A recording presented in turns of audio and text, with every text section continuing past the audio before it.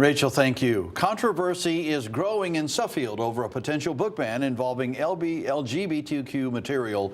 The Kent Memorial Library Commission was supposed to take up a vote on this on March 20th, but abruptly canceled the meeting when more than 70 people showed up for public comment. The next one was scheduled for tonight, but the commission decided to hold it via Zoom.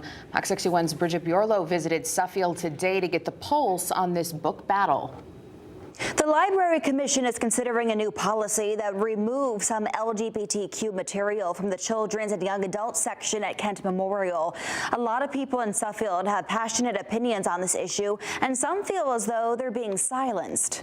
More than 200 callers waited to make their voices heard over Zoom Tuesday during a Library Commission meeting in Suffield. I can't help but wonder what the next subject will be that is too dangerous for youth in our community to have access to. A panel will consider a new proposed policy that would restrict LGBTQ material for kids at Kent Memorial Library. Community members offered a mix of support and opposition. I'm wholly in favor of keeping our young children's minds safe and free of all the sexually explicit and other harmful media that really should be intended for mature audiences. It appears that this policy is primarily targeted toward LGBTQI issues and is largely driven by a primary unease with the reality of gender fluidity.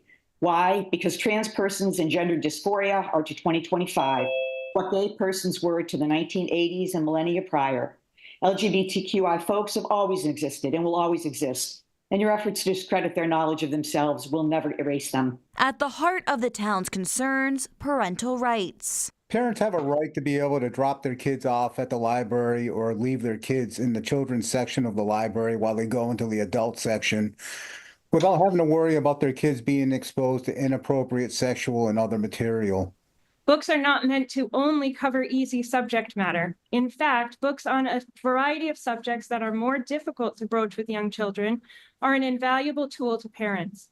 If the day comes that one of my children has questions about gender identity, I would like to have the same option of selecting books from the library that will help me navigate that topic. And while the commission is not set to vote one way or another until later this week, taxpayers seized the opportunity to sway opinion at Tuesday's virtual meeting, which was originally scheduled to be held in person. Many callers reminded members of the commission what's at stake if they move forward to censor content in Suffield. After witnessing countless acts of bigotry and homophobia in this town that have affected the youth of our town and caused self-harm and mental anguish, I really think we need to take better care of our kids by giving them a safe space in a library.